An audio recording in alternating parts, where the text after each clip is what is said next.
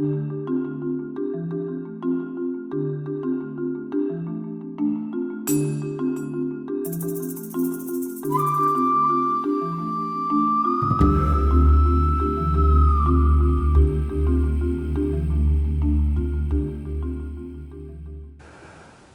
been doing adult wellness for about 5 years and then started working with helping professionals who were very much locked into this dominator model, and my wife Meryn had introduced me to the partnership model as compared to the dominator authoritarian model, and the whole idea of patriarchy, and me having a master's in domination degree and all of these, or medical deity is the other name for it. I had not realized how much I still lived in that system and began to see a whole different way of being. And the underlying issue, though, was estrangement, the separation. And the literature at the time pretty much said this is the human condition. And then a friend, after 2 years of cajoling me to read the continuum concept, I finally read it. Got depressed for 2 weeks and realized what I hadn't gotten as a child. I read the first edition in the library. The second edition, she put a thing in the front saying, why not to get depressed, that you weren't the only person in Western civilization to raise your child the connected way. But once I got past the stirring up of my wounds of seeing what I'd missed, I realized, wow, I'm in the wrong field. Adult wellness is way less important than infant wellness. And if we addressed how babies are raised, all this other stuff would be secondary. So basically I retooled my career 10 or 15 years into it and moved into infant wellness. Well, let me just finish with the continuum concept. Once I realized how differently you could raise kids and how they would be different, it was like, wow. My wife and I had not planned to have kids. We'd been together 12 years. We thought, and her biologic alarm was going off. She was approaching 40. We thought, well, maybe it would be different. And so we planned for 2 years. It was a conscious conception. We had a lot of attention went into planning Sienna's conception and pregnancy. And so when she was born, it was at home underwater, and we had a midwife. It was a very an ideal environment, 2-hour labor, and we slept together in the same bed that night, and it was idyllic in many ways. So the idea of the continuum concept led into what was then becoming popular as attachment parenting, and William and Martha Sears had just brought out their baby book, which is how to apply continuum principles to the practical aspects of having a kid running around in the house. So we used that book. We slept with Sienna. We carried her in a sling. We ordered one of the slings off their website. It was had to learn how to put the darn thing on, and Meryn carried her everywhere. I carried her part of the time. I was up on the roof doing repairs with her in a sling. It was really full-on contact.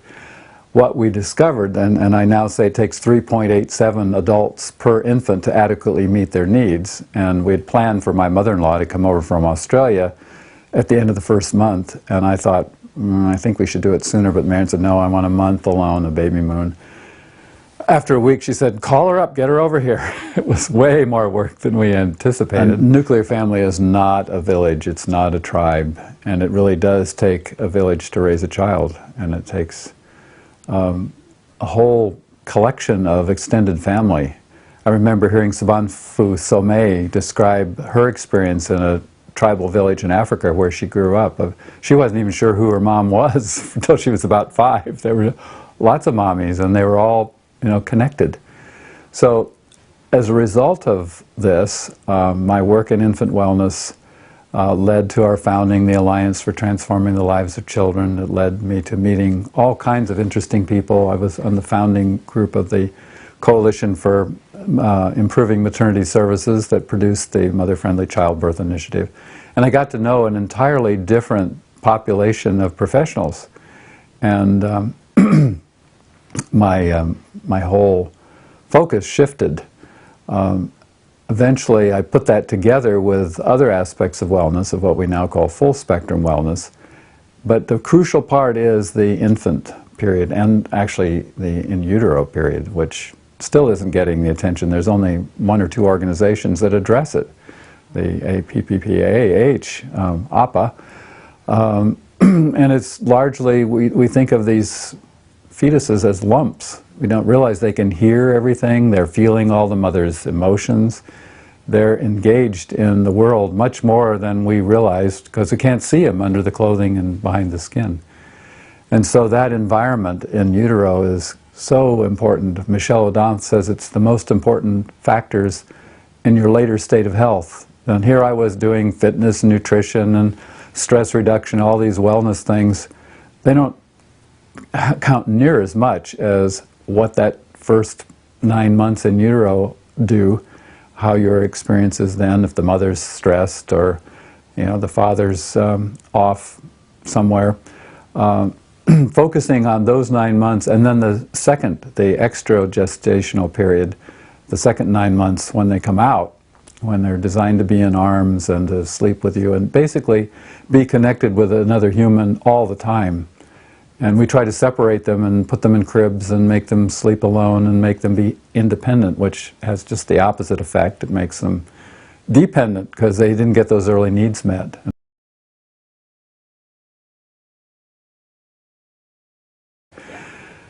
I came up with the saying a few years ago that the currency of wellness is connection. I realized that everything I'd done for 30-some years all boiled down to connection. In the wellness workbook, it was wellness in eating, how we're connected to our food, how we're connected to our body, moving, our feelings, our thoughts, our ability to communicate, our senses, our breathing. It's all connection. That one concept of connection is crucial to everything. And I'd spent 15 years looking at how connection is formed, and a wonderful book called A General Theory of Love, which actually is the general theory of connection.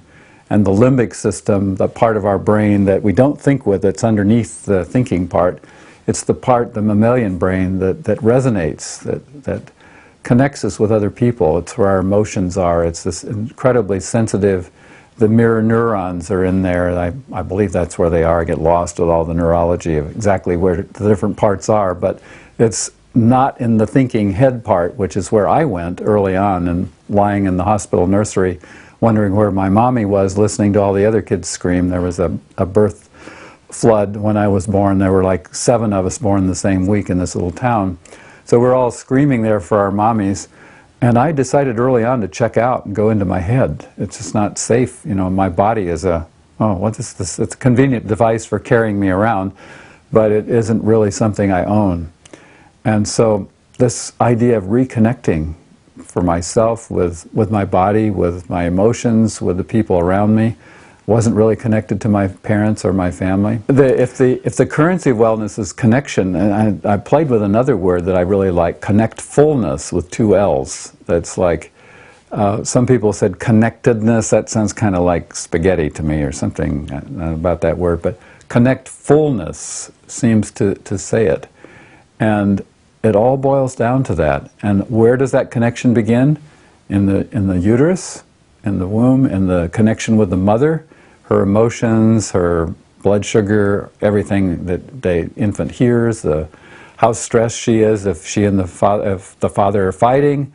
I was born in wartime. My dad was considering joining the Navy and leaving. He wound up staying and being so overworked that my mother hardly saw him, because the other doctor got drafted and he was running a 2-doctor town with 1 doctor. And that connection then radically changes at birth when the umbilical cord is cut and you're having to breathe air, and you've been in a warm, contained environment where there's touch and movement and massage and all that, and suddenly you're lying still in a nursery bassinet or something like that, or left alone to sleep in a crib. That's a radical change of disconnection, and humans weren't designed for that. You don't see any other mammal leaving their infants alone. You see them all snuggled together. And this is a radical experiment that humans have been doing in the last few hundred years, that I think has had catastrophic outcomes, that we aren't connecting the dots. Jim Prescott, who was at NIH at the same time Lidloff was in the jungles of South America writing the continuum concept or doing the research on the Yacana tribe there, he was doing lab studies where they discovered with baby monkeys how disconnected they were if they didn't have a mother, and yet if the surrogate mother moved. You've all heard of the Harlow's monkeys with a cloth and the wire monkey, and they preferred the cloth monkey even though the bottle was with a wire monkey. Those monkeys were nuts, though. They couldn't breed, they couldn't be with each other. They were just so disconnected. They had to kill them, basically. But they did a similar experiment where the surrogate mother was a bottle, like a Clorox bottle, hanging from a rope, and it moved and had a piece of fur on it. Those monkeys were nearly normal. And what Prescott discovered, this was Mason and Bergson's study, is that the movement was essential to the development of the cerebellum, the development of the whole nervous system. And that's what we get when we're carried around. He then looked in the literature to see if he could verify that, doing a cross-cultural study, studied 49 tribes, 26 of whom were nonviolent and 23 were violent. And he found an 80% correlation with the tribes that carried their babies were nonviolent. If they didn't carry them, they were violent. And there was one other factor I won't go into that made it 100%. Two variables led to a complete 100% nonviolent tribe. And this was amazing, and it really validates the whole idea of we need that connection. We need to be connected to a primary figure, the mother, the father, maybe a small cluster of people that share the carrying of the baby. And if those early needs are met, the other important piece of it is breastfeeding and the eye contact between the mother and the child. Alan Shore describes this in Affect Regulation and the Origins of Self. The title of the book alone, I was like, oh wow. It took me 40 years to realize how disconnected I was, and I started looking around and noticed I'm not the only one. We're in a culture that's so radically disconnected we don't even see it. If you go into other cultures where they are connected, as I did in South Africa last year, I was astounded at there was a presence about, particularly the black people, that I couldn't understand it except in the context of they were raised in an environment where they were connected. And so this level of disconnection that's so rampant around us, if we don't even see it, and another example of how it shows up is I've talked about this theory of why men leave at San Francisco State University in a friend's class where about 60% of the students were Hispanic or Asian and born overseas. And after I explained it, she said in their papers for the rest of the semester, they said, we knew there was something funny about the American kids, but we didn't know what it was. Now you've explained it. They're not connected. And these other cultures can see it. When Gene Lidloff brought some Yacanas to the States, they were horrified at how American mothers treated their babies. They couldn't believe it. And there's a sense of connection, even though they're so-called primitive tribes and they don't have technology or not even necessarily literate. They have a sense of self and a presence and a connection that we Western-raised, disconnected people can only guess at. And we can do a lot to reconnect. Pam Leo's Connection Parenting book is the best source I know to help with kids that are, school age or whatever, then the mothers or the parents are discovering that they're not that connected. A whole lot of ways to rebuild that connection. So there's these steps, these neurologic developmental steps that are important to go through, from being carried, from eventually taking our first steps, the secure base, moving out from the secure base but having a place to come back to as they explore the world, standard developmental things. The strain situation that Mary Ainsworth used to measure connection, all of these things show the developmental sequence. But in American or mainly Western-raised kids, the level of connection at a subtle level or the baseline level is so much lower than in a culture where they do still treat them like mammals. that we still can't see it, and we don't even have data. When we're writing this book, we were trying to get this data. It's not there. Or if it's there, it's buried and no one has teased it out. So I think the most crucial thing for people to recognize, first of all, is how disconnected we are. If you don't see it, it's not a problem, we don't do anything about it.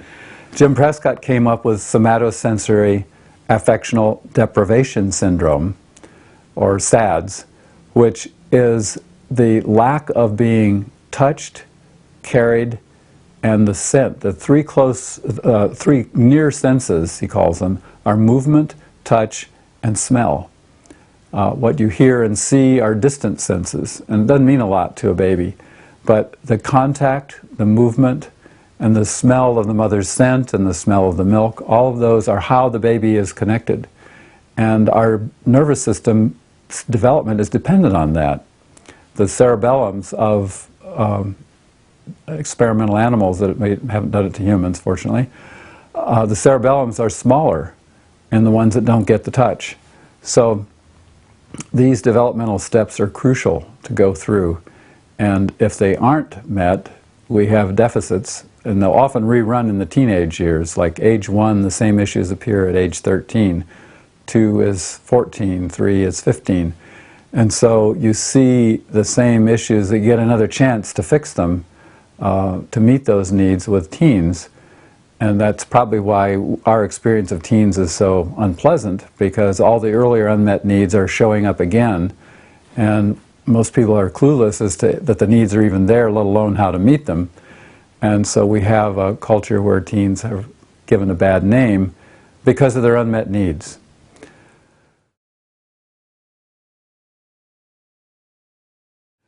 So with all this information about connection, I was researching it kind of as we went along, using the Sears book as a guide, and being involved in creating the Alliance for Transforming the Lives of Children, meeting all these experts, spending 10,000 hours putting together the blueprint for transforming the lives of children. All this stuff, and it still hit me like a ton of bricks. I realized that my needs weren't getting met, and my old wounds were being re-stimulated. And in 1996, I think it was, I wrote an article for our little newsletter called Why Men Leave, Confessions of a Semi-Reformed Workaholic something or other. I don't remember. It was a long string. I was disconnected, and I could sense it, but I didn't know what to do. And I began to, actually, conversations with Janine Parvati Baker, where she had described the wounding that she saw with fathers when kids were born, and how women lost interest in sex, and for many men that was how they knew they were loved. And if you've been raised in a situation where you're disconnected, you've looked for the mommy you've never had, and you find her and marry her, and you think everything's okay, and she has a baby, suddenly her priorities have radically changed. She probably has the same wounding, but because she has a physical connection from carrying the baby 9 months and hopefully nursing the baby another 2 years, which is the recommended minimum of the World Health Organization, shocks most people, but at least 2 years. And that heals her wounds, or in large part, because she's getting that connection. As my wife said, being a mother healed a lot of her own unmet mothering needs. And for the guy looking on, who doesn't have that level of connection, the better the mother and the baby connect, the more he sees what he didn't get. So the more the father sees his own needs that weren't met, like rubbed in his face, like if the mother sticks the baby in daycare after 3 months and goes back to work, he probably isn't going to notice so much what he didn't get. Of course, you're repeating the cycle again, and I'm not advocating that, but the downside of meeting a baby's needs in a nuclear family, when it takes 3.87 adults per infant to adequately meet their needs, and you've got 2 of them, or maybe 1.5, if he's gone half the day, then it's crazy. You just can't do it. And so not only is the child not getting their needs met, but the father is getting his wounds re-stimulated, and he goes and has an affair, or he becomes a workaholic, or throws himself into his work, or he's drinking, or who knows what form of addiction he follows that will get him his pain level reduced. It's self-medication because of this primal wound of disconnection that most of us in Western culture carry and don't even know. So we have this epidemic of disappearing dads that no one talks about. It's the big elephant in the living room. And we now know why it occurs. It's another phenomenon of SSAD, which Prescott said were depression, violence, and addiction. Those are the three outcomes, he said, that result from SSAD. When I started looking at it, I realized most chronic illnesses are based on that, and Robert Scare has developed that in his wonderful books of The Body Bears the Burden. And then you've got fundamentalism, where it's all black and white thinking. You've got materialism and greed, which is destroying the economy. You've got ecocide, where we're destroying the environment. And then you have this phenomenon of the dynamic of disappearing dads, which is a specific angle that I've focused on, of what happens with a disconnected population when a child is born. The dad gets re-stimulated and leaves emotionally or physically. And it's just one foot in the door of this underlying issue of disconnection, but it's one that I think needs to be brought to light.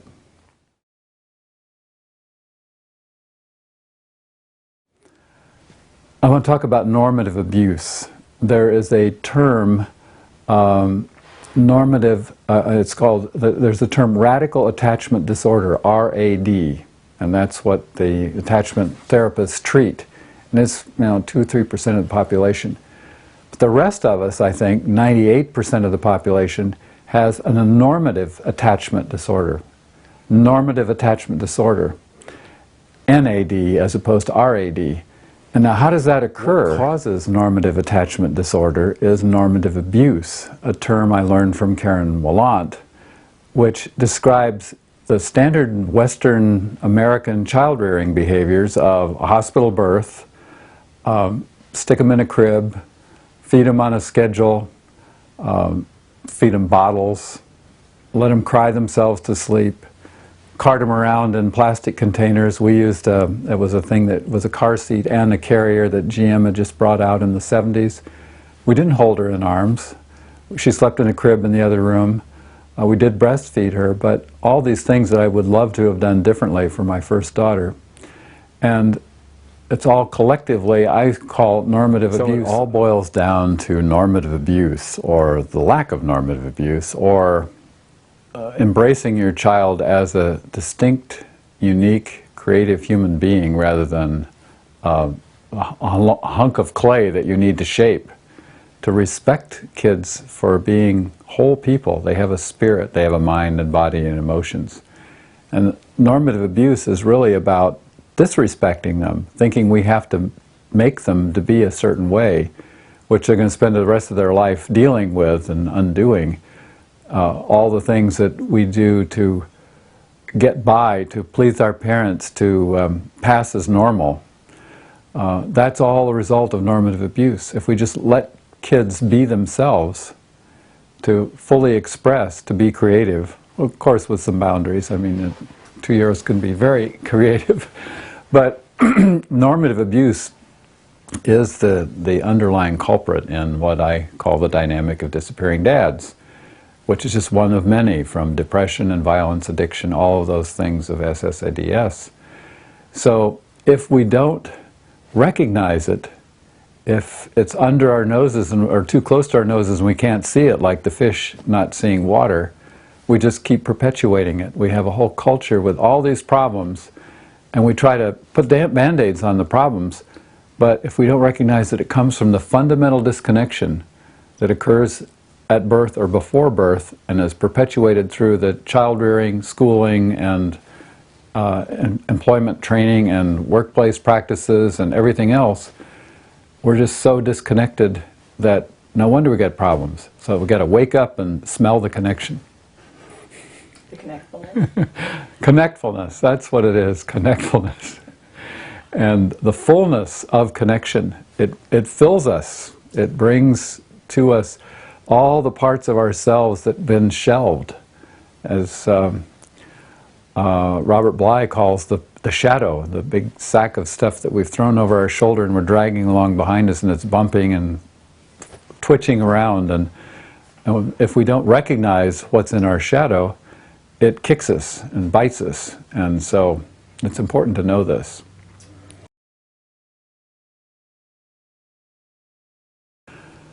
Yeah, underneath the dynamic of disappearing dads, or DDD, is usually a huge shadow of the man's unrecognized wounding that's being triggered, and all of those parts of himself that he's disowned, that you can see in a baby, because they get 360 degrees of awareness.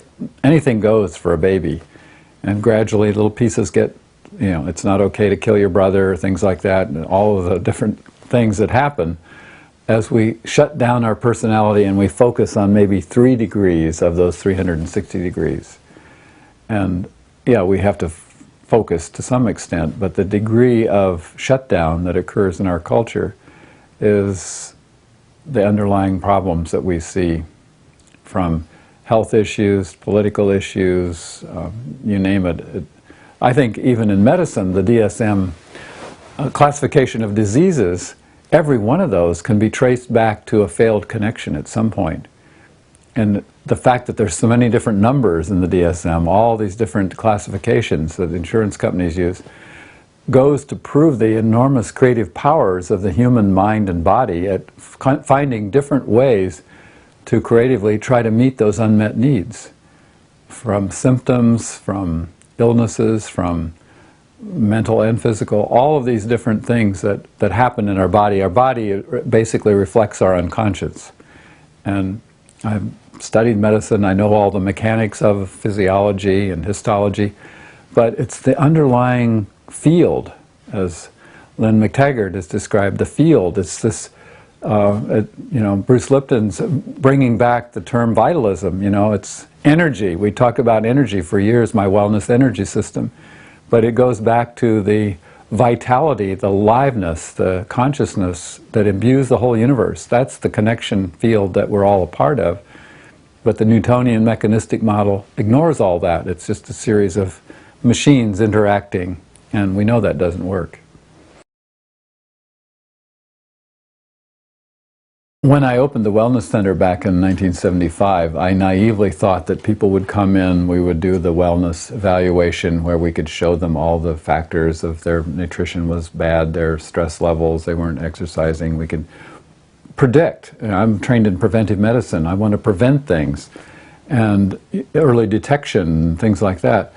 No one took us up on it, almost no one, unless they were in pain, unless there was a problem. And so I see the same thing with this book and DDD.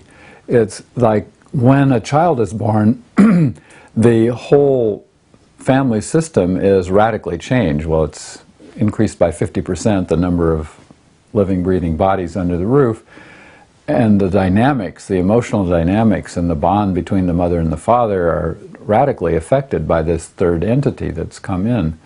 And so it can be very stressful. And it can also be the opportunity, as crisis means danger and opportunity in Chinese, or so they say.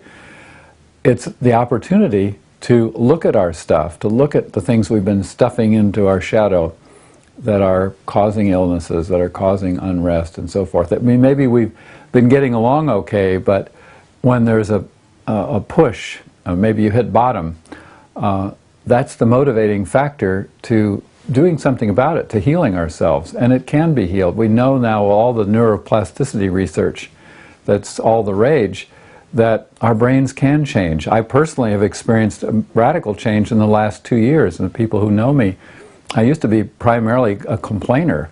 And you know, I can criticize, I can find something wrong with anything. And it was depressing. But now I've learned to appreciate the same thing. If I look at my judgments as indicators of what need isn't being met and then get that need met, it's a whole different approach than just feeling like a victim and complaining or criticizing. So I've experienced that personally in my 60s, I know my brain can change. I've got a long ways to go still, but this is definitely fixable. It's a whole lot better to prevent it. An ounce of prevention is worth 1.7 tons of cure, and all of our money goes into the cure end. So if we just put a little money and attention into the prevention and how we raise babies, that'll prevent the next generation of men from being disconnected and going through all this when their kids are born. But it's a two-pronged thing. We have to deal with our own wounding and grow and improve our own relationships, and ideally provide the needs that babies have that are just not met by conventional culture.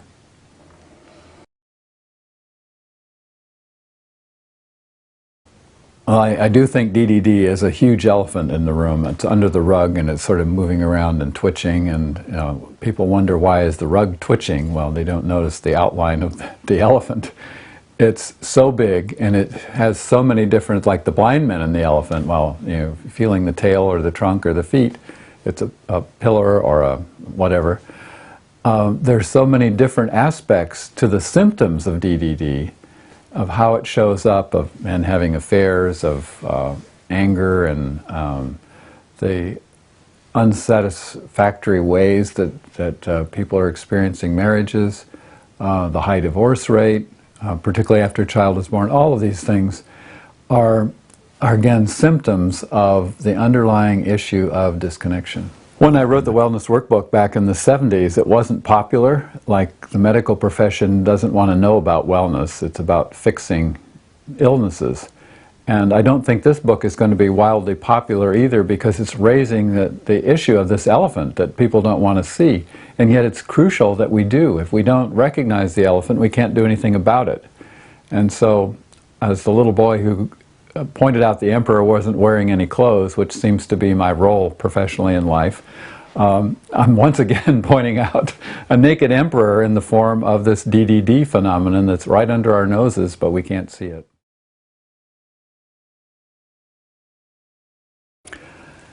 And, back to this normative abuse idea again, which is central to, it's the central pathology of the issue of disappearing dads. And it begins with an unconscious conception. Often, kids aren't planned. So once you discover you're pregnant, to consciously nourish the little being that's growing there and being aware that it can hear you at age 6 weeks, that it's aware of every emotion the mother has, and the mother is aware of every emotion the father has, and so the harmony in the family, that's important. That's early normative abuse, of not recognizing that. The kind of prenatal care, how well the mother feels embraced by her community and connected and supported, which is common in village tribal situations. The birth itself, is it a natural phenomenon where there's now the concept of ecstatic birth has been made into a movie, as opposed to hospital births, which are a disaster for the most part.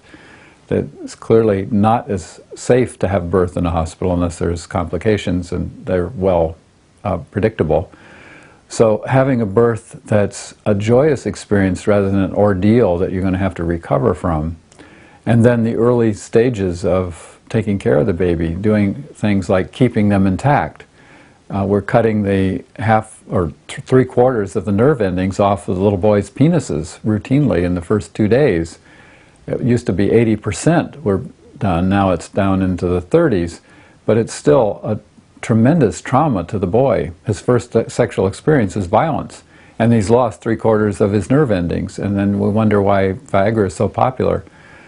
All of these things contribute, and we throw drops in their eyes, we take blood, heel sticks, all the traumatic things that are done to babies that shouldn't be done and don't need to be done then. Tremendous number of vaccinations, many of which are unnecessary in my opinion. I did fine with measles and mumps and chicken pox. The side effects aren't known, they haven't been adequately studied, and they're inventing more and more vaccines for doubtful conditions. That's another form of normative abuse. Then you throw in letting a kid cry themselves to sleep when they need to be in your arms constantly, and the feelings of abandonment that go with that, the bottle feeding, the scheduled feeding, all the different ways of separating a child from being in the skin-to-skin contact, carrying them around in lifeless containers, wheeled containers where they're down on the ground where all the fumes are, like and traffic, like bus goes by and the kid gets assailed with a large amount of fumes that you don't even notice standing up 5 or 6 feet off the ground. All of these things of how we treat babies that isn't how any other mammal would treat their babies. So they all feed into the dynamic of disappearing dads that's going to show up later on when the father is giving birth to his first child. Well, in the book we talk about the various ways that the dynamic of disappearing dads can be addressed, from the couple's relationship, from the man doing his own personal work, from the woman doing her personal work, from creating community, from changing the environment, all of the different aspects that go into this. And if we don't do this, disappearing dads are going to keep on happening. But we have to shift this dynamic.